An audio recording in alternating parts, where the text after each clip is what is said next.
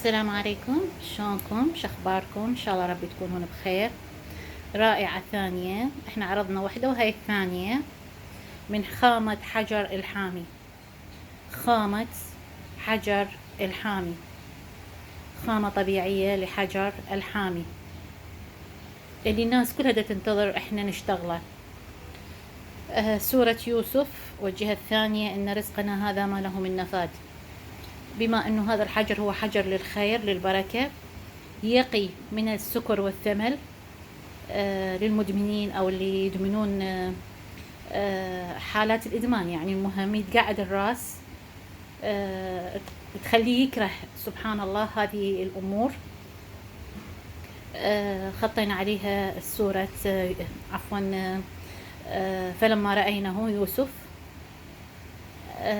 لجلب القلوب، لجمالية الشخص اللي يشيلها، نوع من أنواع الطاعة.